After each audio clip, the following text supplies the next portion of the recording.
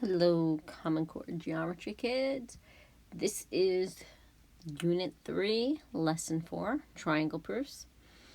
So first you have to know the methods that you can prove triangles are congruent. So these are the different methods, and I'll show you a picture of each. Side, side, side, congruent to side, side, side. Let's say we have these two triangles, and we say that N is a midpoint of AB. If N is a midpoint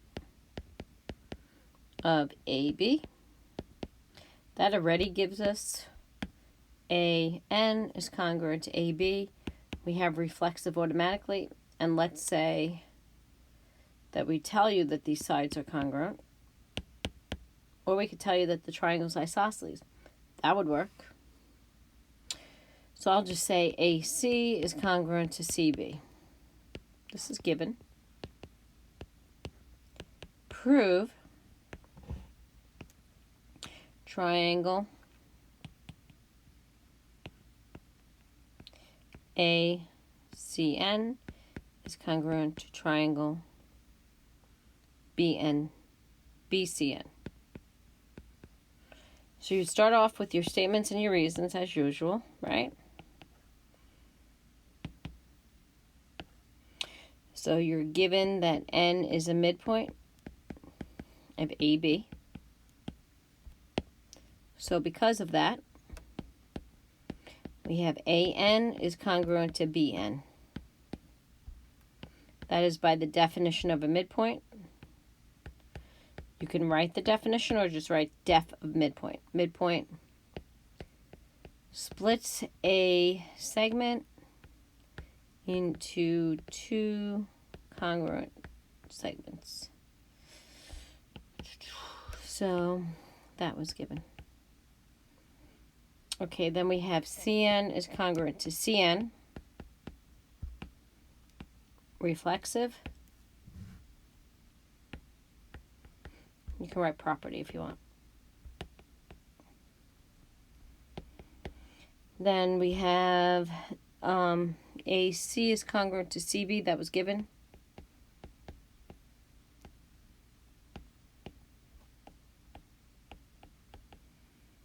And so then the two triangles are congruent by side, side, side.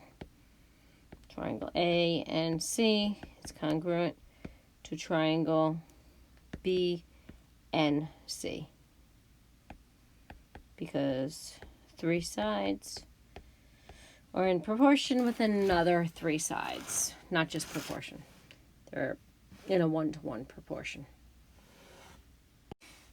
Okay, so for example 2, you're going to want to pause the video, copy down the problem, then come back to the problem as I do the proof. So I have that AB is parallel to DC. So you see the Z in the problem. That's going to give us angle D. It's congruent to angle B. So I have my statements, right? I have my reasons. I have AB parallel to DC, given. Now you could put all the givens right away. I'm going to separate them here.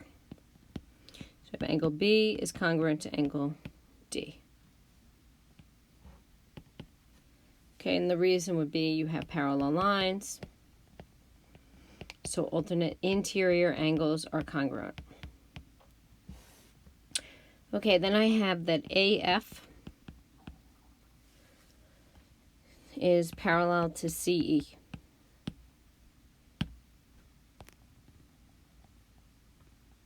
Right?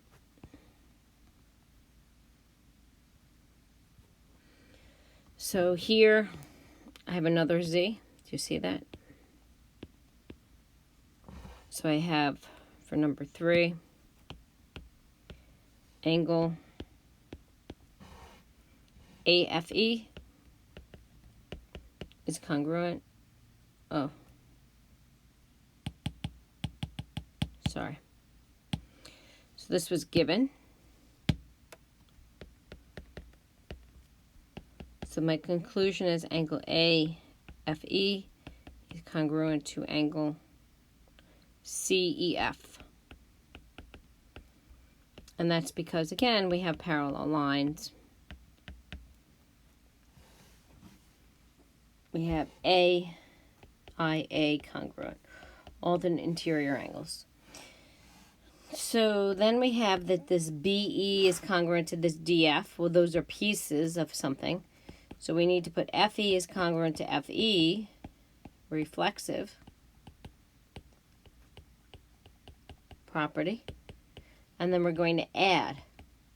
So we're going to add DF plus FE is congruent to BE plus FE.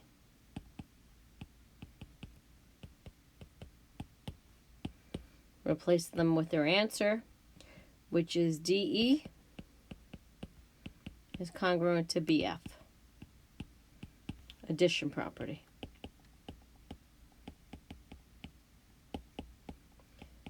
So look what you have. You have this pair of angles, right? You have this pair of angles, and now you have this pair of sides. So this is called angle included side angle. So the two triangles are congruent. Oh, sorry. I just assumed you knew. And I want to prove triangle ABC congruent to triangle CDE.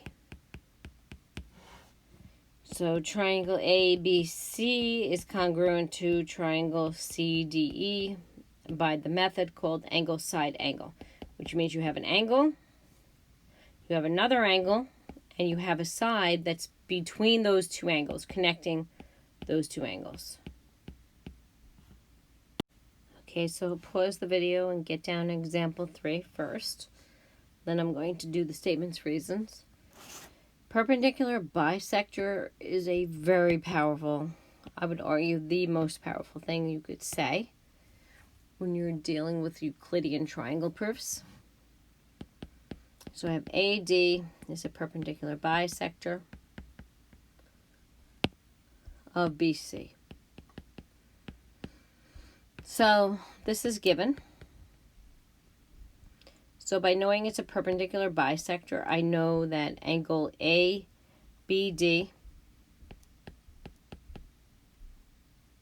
ADB, my bad,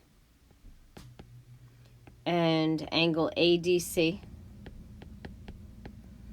are right angles. This is by definition of perpendicular, right? Now you can put the definition of perpendicular if you want. Perpendicular lines form right angles. Okay, so we know it's a bisector. So for number 3, we have BD is congruent to CD. How do we know that?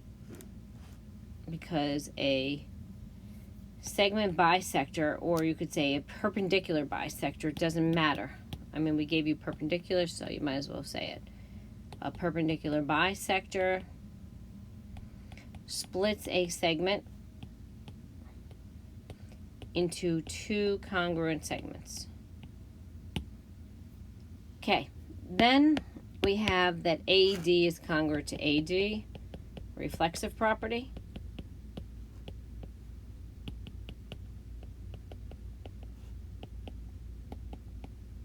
So if you look at the 3 pieces, I have 2 sides and I have an angle in between those 2 sides. That's called 2 sides and an angle between. Side, side, and an angle between. It's called side included angle side. And so now I could say that triangle ADB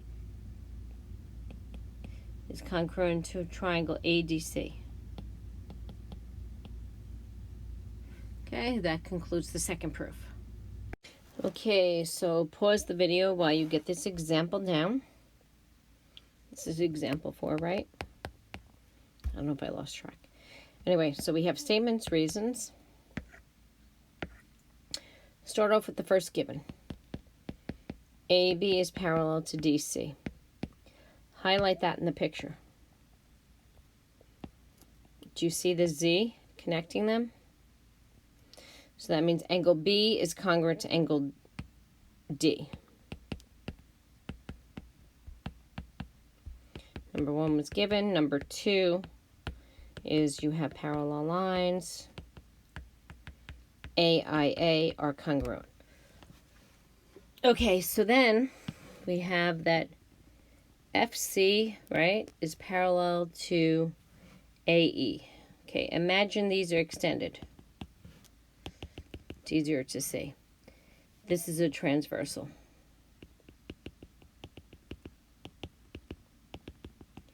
Okay, do you see that this pair of angles here are alternate exterior angles? So number 3, first we would put AE parallel to FC. That's given. So then we would say angle AEB is congruent to angle CDF. And that's because we have parallel lines, alternate exterior angles are congruent. Look for the F in the picture. That will help you. Oh, that's corresponding. Never mind. Okay, so then we have that AB is congruent to DF. So remember we had this pair of angles from before. So you have to look at the markings. AB is congruent to DC. That's given.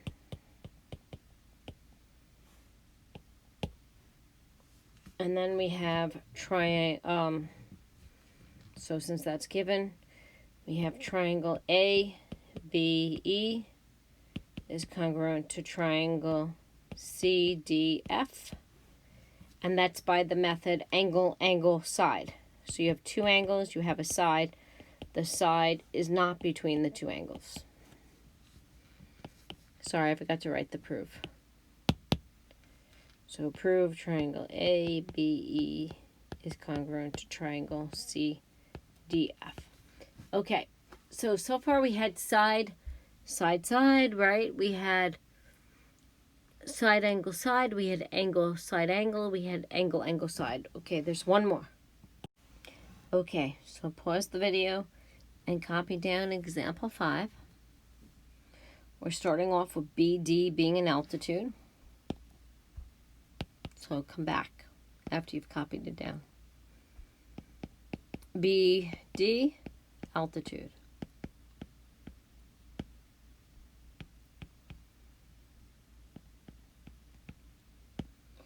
So that's given. So then we have that BD is perpendicular to AC. That's by a definition of an altitude, right? So an altitude is a perpendicular segment drawn from a vertex perpendicular to the line containing the opposite side.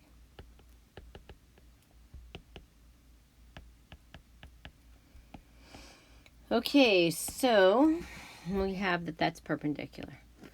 We already know that BD is congruent to BD, reflexive.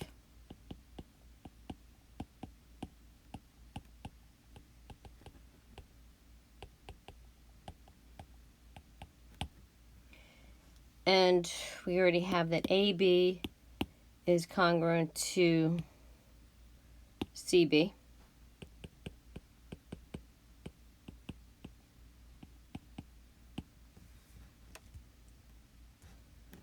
And that is because it was given.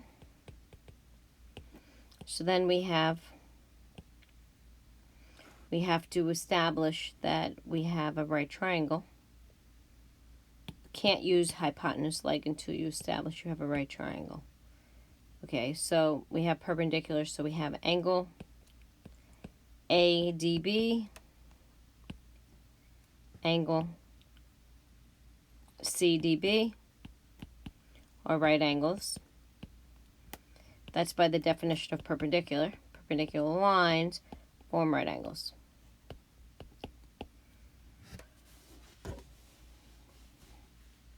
Okay, so now we have right triangles. You have to establish right triangles before you use hypotenuse leg. So we have triangle ADB, triangle CDB are right triangles. That's because a triangle with a right angle is a right triangle. You can use definition of a right triangle if you want, okay? Or you can write the definition out like I did.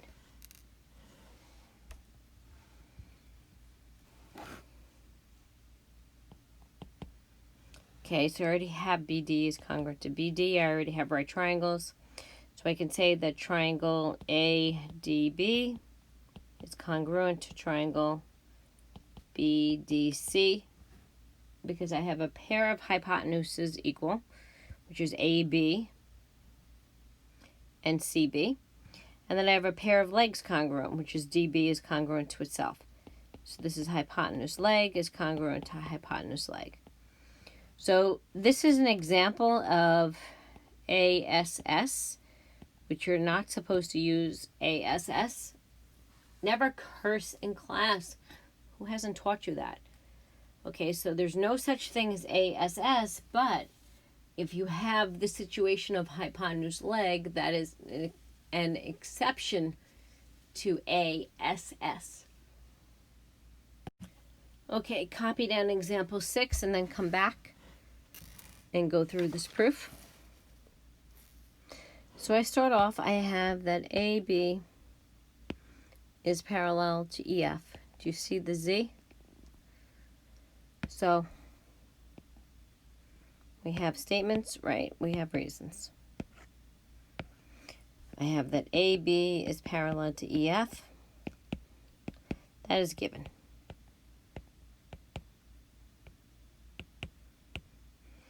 So then we have that angle B is congruent to angle E. And that's because when you have parallel lines, alternate interior angles are congruent. So then we have AC is parallel to FC.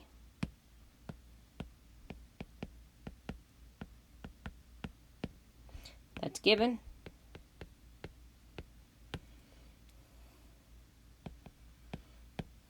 Now you are allowed to draw angles in the picture, so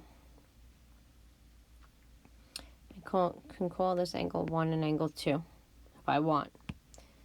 Okay, angle 1 is congruent to angle 2 because we have parallel lines.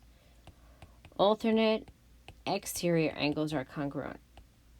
Okay, look at the picture for a second. I have that this side, right, is parallel to this side. Then I have this transversal. Do you see now that this pair of angles and this pair of angles are alternate exterior angles? So then I have for line 5, I have that AC